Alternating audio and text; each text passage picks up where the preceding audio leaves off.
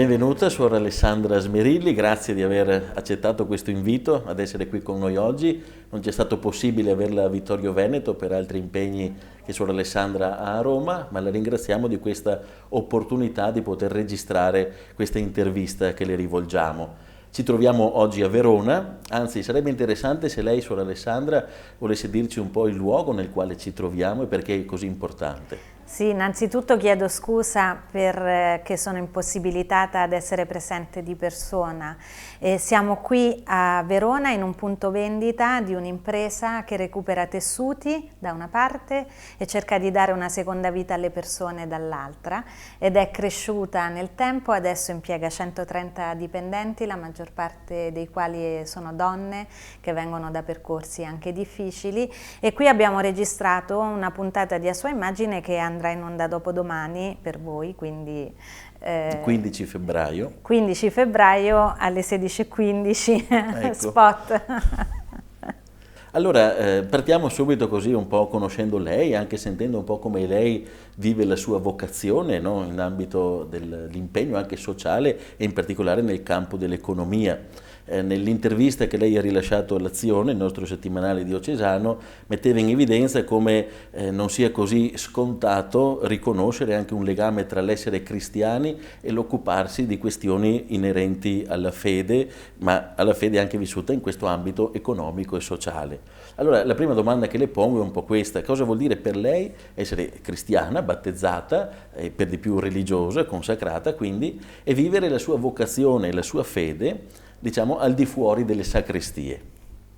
Beh, quando mi pongono questa domanda, perché capita che sia la prima domanda, perché una suora si deve occupare di economia, non può fare altro, io rispondo sempre che siamo figli di un Dio che si è fatto carne, che è venuto a condividere i nostri problemi, la nostra umanità, e quindi essere suoi figli e per me, che ho fatto la scelta di vita di seguire Gesù più da vicino, significa proprio occuparmi anche di questi problemi, entrare dentro questi temi, perché sono convinta, e l'ho scoperto col tempo, che solo dal di dentro possiamo rinnovare la teoria economica e quindi anche la pratica economica e illuminarla con il Vangelo, perché molte volte capita che il Vangelo arrivi come un qualcosa di moraleggiante, come sentenze che arrivano dal di fuori, come se l'economia fosse una scienza che comunque deve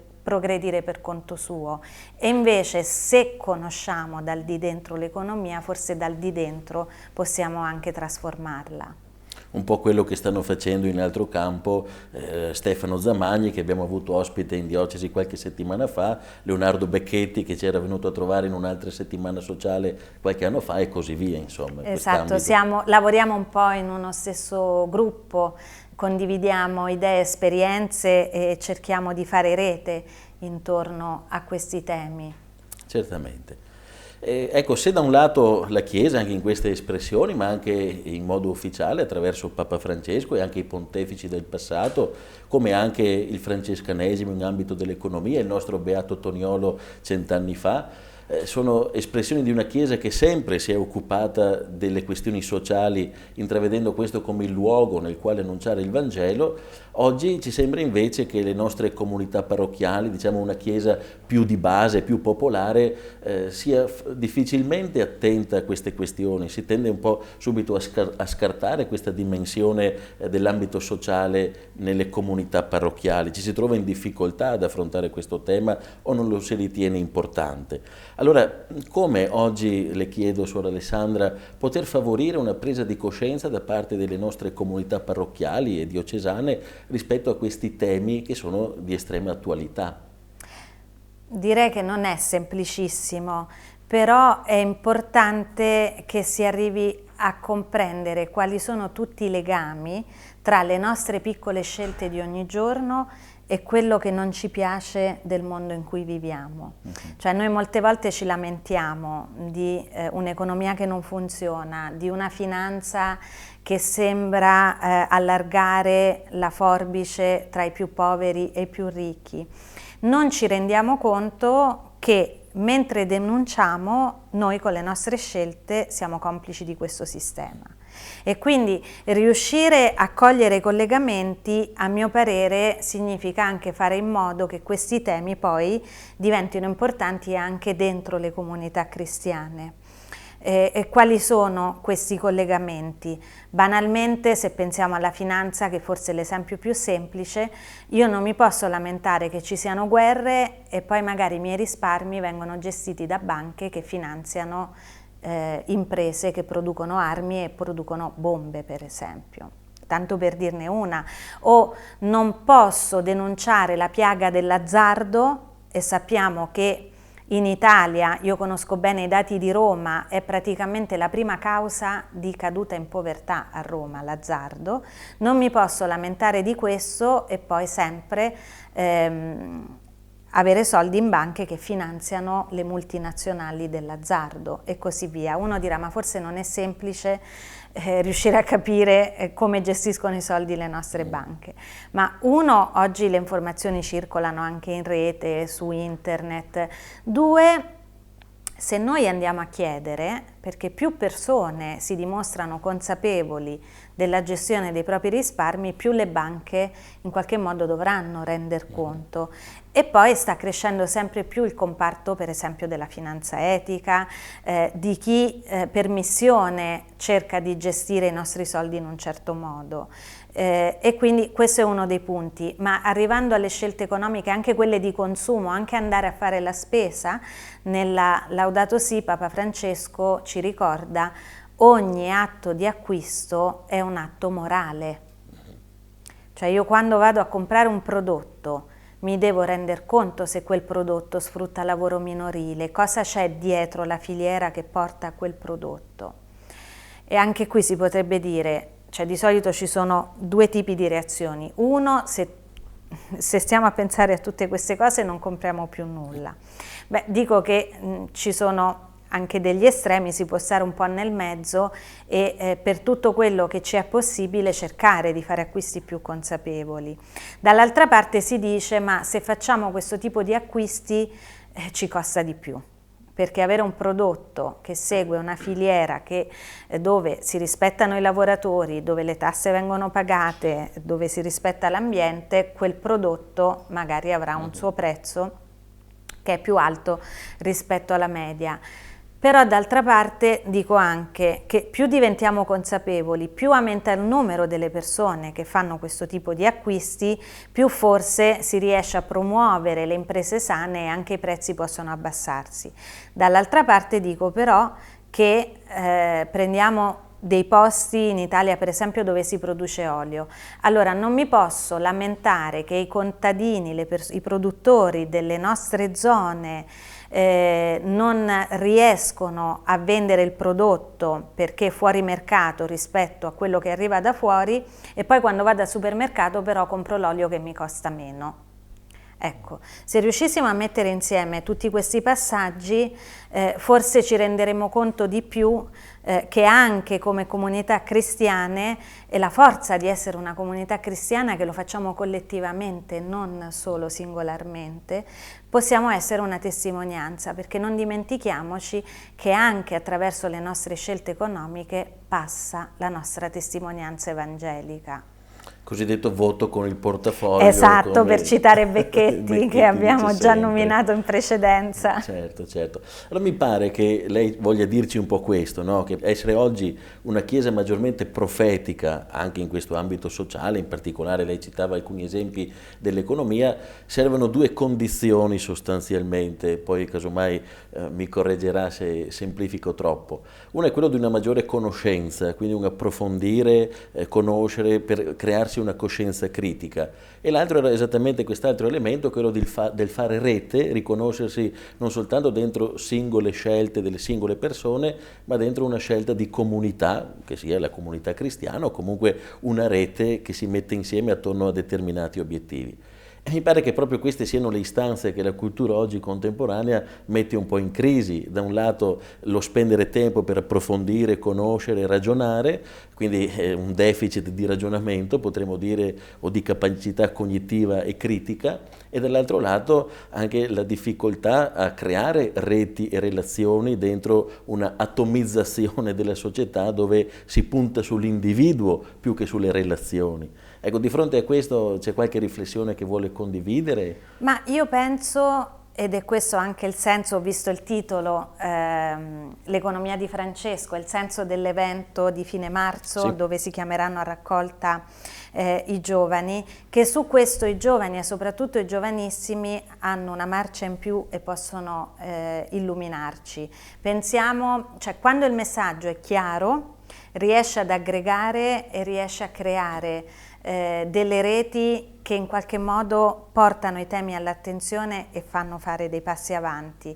Il messaggio della Laudato Si, tutto è connesso, e quindi rispetto dell'ambiente, rispetto della terra, ma anche ascolto del grido dei poveri, perché in fondo è lo stesso grido, ha trovato eco anche in questo movimento di giovani che hanno cominciato a in qualche modo a lottare in senso bello anche per il clima, e abbiamo visto che in pochissimi mesi questi temi sono all'attenzione di tutti. Certo. Fino a poco tempo fa si poteva fare un convegno con una bottiglietta di plastica sul tavolo. A me è capitato per un evento in preparazione Economy of Francesco di postare una foto sui social dove nella sala c'erano le bottiglie di plastica. Ho ricevuto un sacco di commenti che mi dicevano: ma come potete parlare di certe cose e avere le bottigliette? Ora chiaramente questo non deve diventare cioè non è semplicemente la moda, certo, un qualcosa che passa, ma ecco, come comunità cristiane noi possiamo dare anima anche a questo.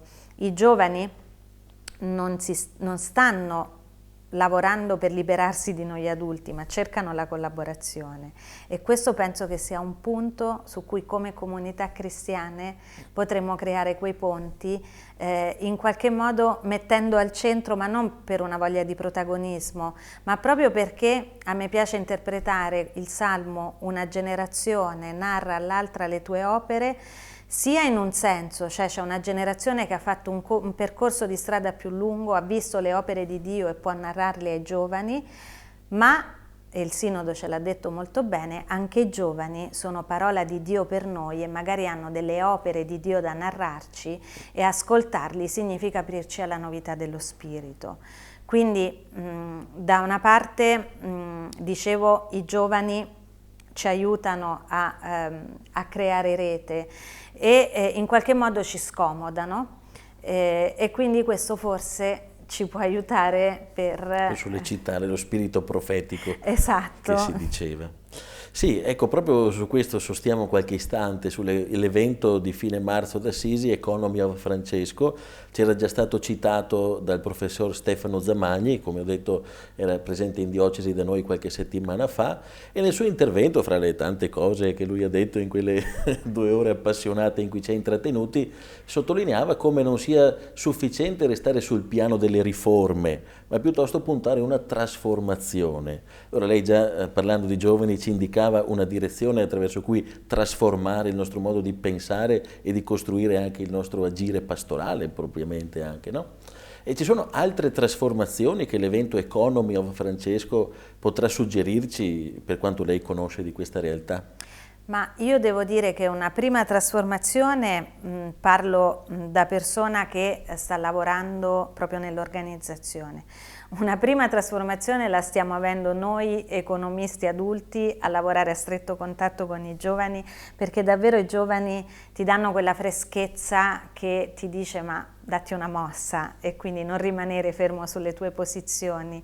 E infatti tutto l'evento è stato preparato insieme ai giovani e tutte le idee sono state vagliate insieme a loro, e anche questo mi sembra molto importante, perché magari noi siamo convinti che serva qualcosa per cambiare il mondo, i giovani ti dicono: ma forse c'è anche qualcos'altro.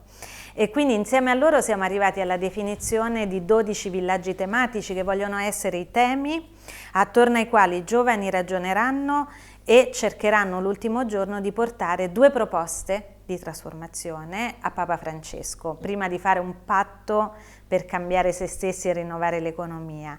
E parleremo quindi di finanza e umanità, questo è uno dei villaggi che io coordino, quindi come la finanza possa investire nelle persone, perché si parte dal presupposto che smettere di investire sulle persone è una brutta regola, non è quello che noi vogliamo. Quindi come la finanza si può porre a servizio delle persone.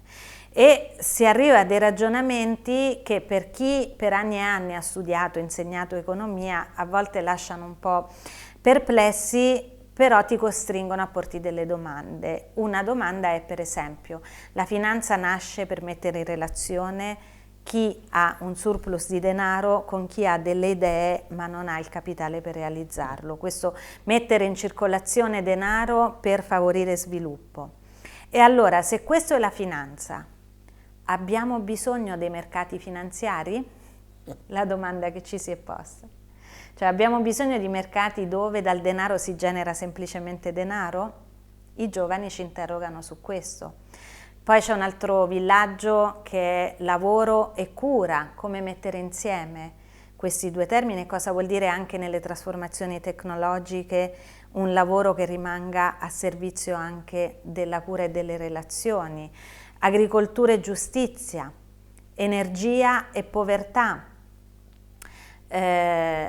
management e dono, profitto e vocazione. In ogni villaggio c'è la tensione tra 2 parole che sembrano in contrapposizione, ma che proprio i giovani ci hanno suggerito come temi generatori di qualcosa di nuovo. Infine, un villaggio si svolgerà anche nel monastero delle Clarisse a Santa Chiara e il titolo è Economia e donna, con l'accento. Ci siamo chiesti tanto se affrontare questo tema, che potrebbe essere un po' trasversale. In realtà si è sentita l'esigenza di mettere anche questo come uno dei temi di sviluppo per proposte innovative, perché sappiamo che l'economia si è costruita tanto al maschile e al di là dei temi che normalmente vengono affrontati nei divari di genere, noi pensiamo, e i giovani ce lo confermano, che ci sia bisogno proprio di un pensiero femminile, uno sguardo più ampio sull'economia, perché altrimenti se lo sguardo è ristretto si deforma la realtà. E invece per poterla vedere bene abbiamo bisogno di uno sguardo maschile e femminile, di un'alleanza anche nel pensare l'economia. Ma penso che proprio quest'ultimo aspetto, ci stavo anche ragionando adesso mentre lei parlava, sia veramente un aspetto innovativo anche, no? Un'economia impostata in modo maschile, quindi diretta all'obiettivo, al risultato, al profitto, possa essere anche contemperata da questa dimensione della cura, dell'attenzione, del coinvolgimento globale, perché nessuno ne rimanga escluso, che è tipica del modo di fare femminile. Quindi certamente questa attenzione femminile e sensibilità e pensiero dentro l'ambito dell'economia potrebbero essere veramente qualcosa di nuovo rispetto a quello che siamo abituati a sentire. Un economista che sarà presente ad Assisi, perché ci saranno un po' di senior, un po' di persone adulte ad accompagnare i giovani, ma più che altro a stare accanto, è Kate Raworth, che ha scritto questo testo, L'economia della ciambella, perché lei dice: noi riusciremo a cambiare i modelli economici se cambiamo anche il disegno dell'economia. In che senso? Noi siamo abituati a, quando la prima immagine, io penso, che ci venga in mente quando parliamo di economia e finanza sono quei grafici con gli assi cartesiani e qualche linea che va in su o in giù, eccetera. E lei dice: questo ci dice che la metafora che a noi rimane impressa è buono è in alto, buono è davanti. Dice: forse dovremmo arrivare ad una metafora diversa che è buono è in equilibrio. Qui mettiamoci dentro le questioni ecologiche, la povertà, le disuguaglianze, eccetera. E quindi lei si inventa la ciambella, dice, dove all'interno, nel buco della ciambella, ci sono tutte le privazioni che non dovrebbero esserci. All'esterno della ciambella c'è tutto quello che non possiamo raggiungere perché il pianeta, le risorse che abbiamo a disposizione non ce le abbiamo. L'economia deve studiare il modo per farci rimanere nella parte edibile della ciambella, quella che si può mangiare. Quindi un modo nuovo di presentare l'economia. Bello, anche simpatico come Esatto. modello. Va bene, lei ha citato diverse volte Papa Francesco e non possiamo non riconoscere come questo pontefice in modo particolare prenda di petto alcune di queste questioni proprio in ambito economico. Io ricordo la sottolineatura forte che lui ha lasciato in Evangelii Gaudium, al numero 177, all'inizio del capitolo quarto, quando parla di una dimensione ineludibilmente sociale dell'evangelizzazione, dicendo che nel kerygma, nell'annuncio fondamentale del Vangelo, c'è già presente questa dimensione sociale.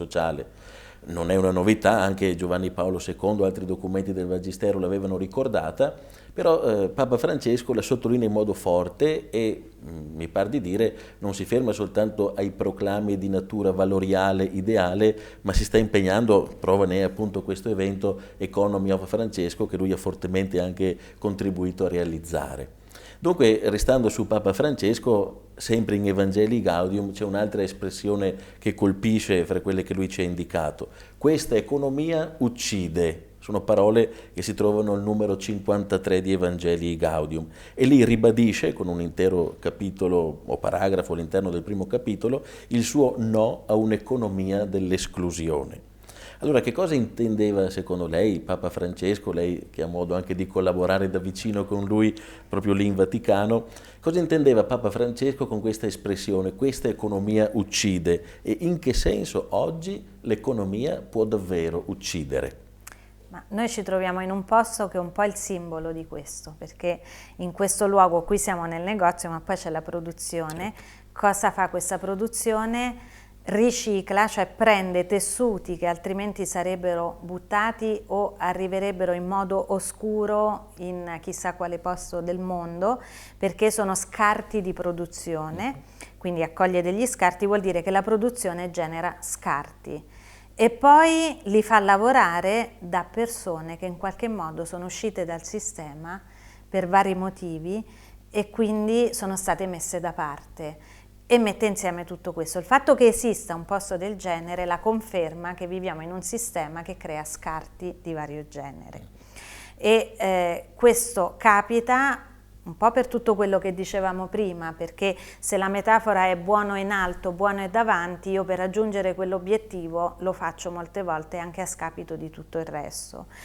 Un po' per questo è un po' è intrinseco proprio nel come abbiamo costruito l'economia e che cosa capita? Capita, per esempio, e io devo dire, a mio parere, è da quando nell'Evangelii Gaudium Papa Francesco ha denunciato l'aumento delle disuguaglianze e il fatto che non possiamo pensare che valga ancora la teoria secondo la quale l'importante è fare accrescere la torta perché poi in qualche modo ce la ridistribuiamo.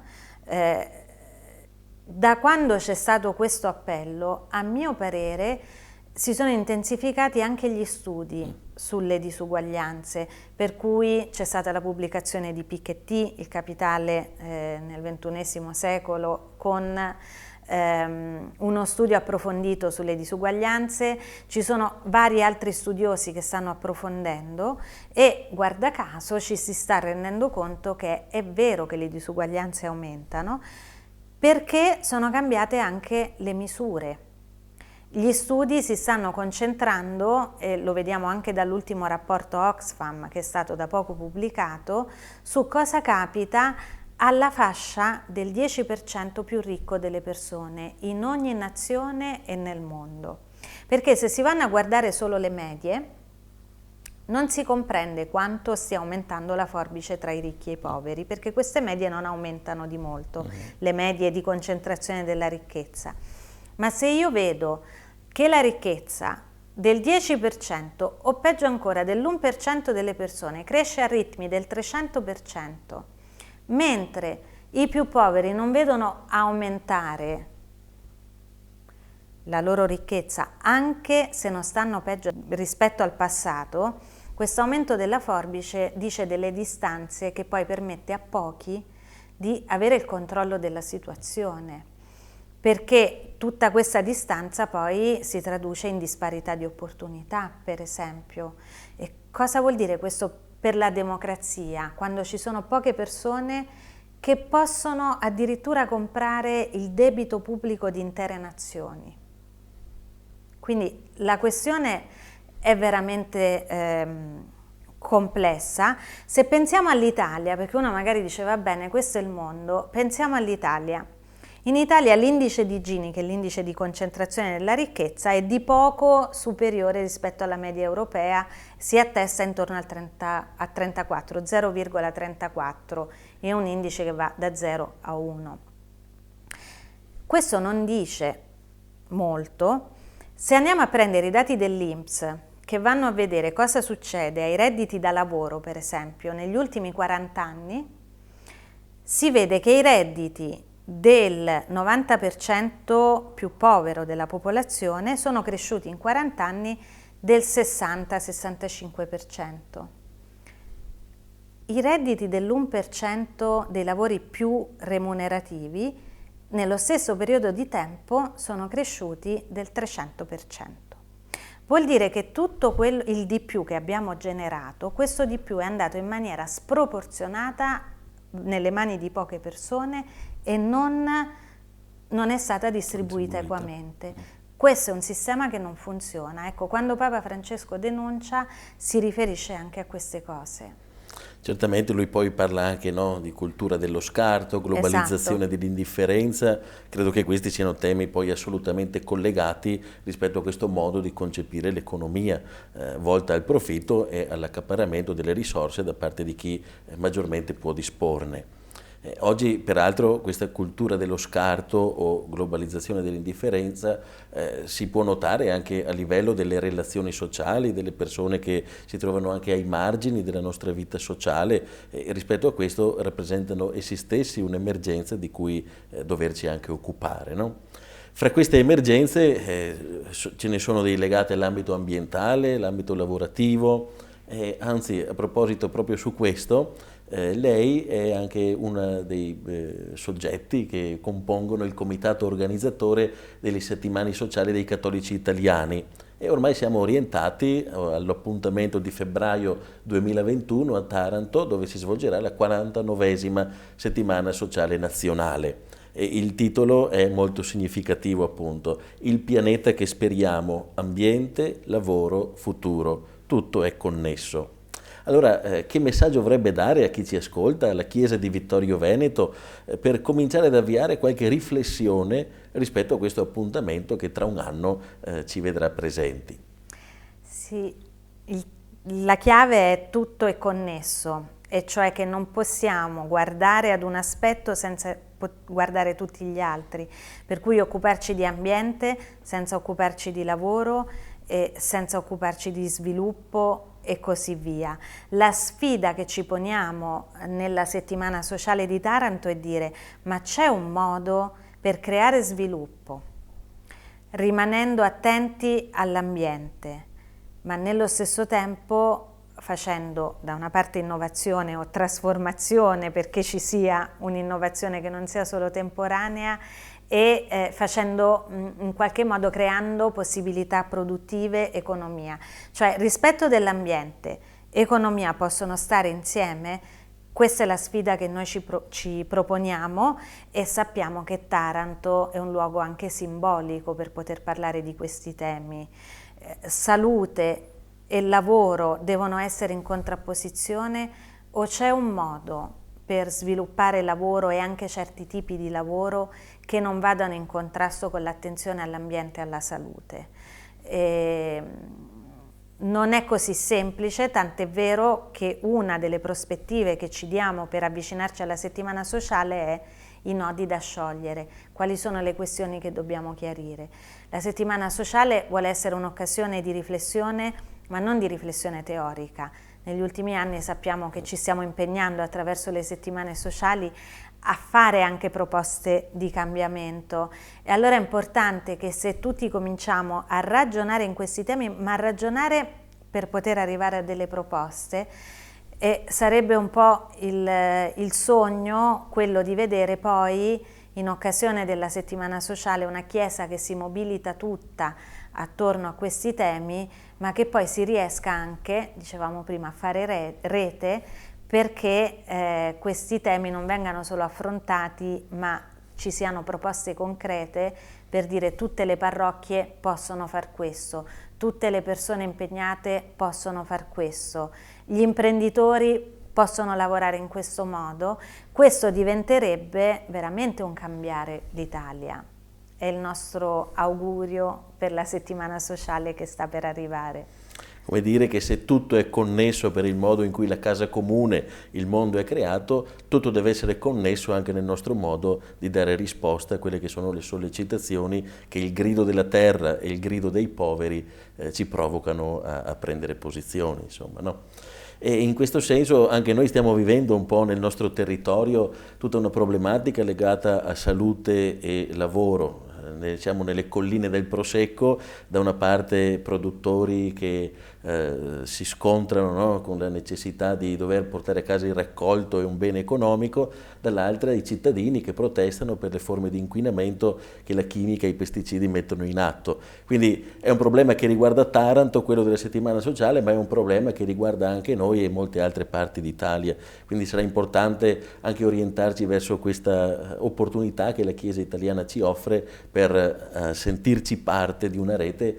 Noi nella nostra situazione abbiamo trovato nella via del dialogo e quindi del confronto senza, diciamo così, sconti rispetto alla verità, ma anche con il desiderio di trovare e mettere insieme parti diverse attorno alla figura del dialogo come luogo e strumento attraverso il quale giungere a una soluzione condivisa il più possibile. Poi, certamente... E se mi posso permettere, l'abbiamo notato anche in avvicinamento alla passata settimana sociale, in Italia, perché in altri posti del mondo magari non è semplice, ma la Chiesa viene ancora riconosciuta come quel luogo attenta al bene comune che non ha interessi di parte e quindi forse diventa l'unico luogo che può produrre, che può in qualche modo favorire questo dialogo, e credo che sia una missione che dobbiamo riconoscerci e far propria.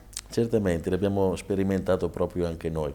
In poche battute, una battuta finale: custodire la casa comune, il titolo della nostra settimana sociale. In sintesi, 2 o 3 parole chiave che desidera lanciarci come conclusione del suo intervento. Custodire la casa comune è un po' dire economia, perché economia viene da oikos nomos, che significa gestione della casa, dove per casa possiamo intendere le mura domestiche, ma anche il pianeta. E quindi la parola casa mi sembra fondamentale, pensare alla casa come il luogo delle relazioni più intime, ma anche la casa comune che è quella di tutti. E quindi per custodire la casa comune dobbiamo occuparci del prossimo più prossimo, ma capire che nessuno può essere considerato lontano, perché tutto è connesso, e quindi nella misura in cui ci occupiamo gli uni degli altri sapremo anche rispettare di più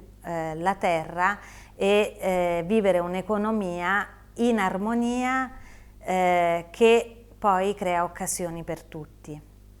Grazie Suor Alessandra veramente per questa opportunità e per le parole che ci ha rivolto, che ci stimolano a non fermarci a questa serata, ma ad andare oltre nel cammino quotidiano. Grazie. Grazie a voi e mi scuso ancora per la mancata presenza di persona.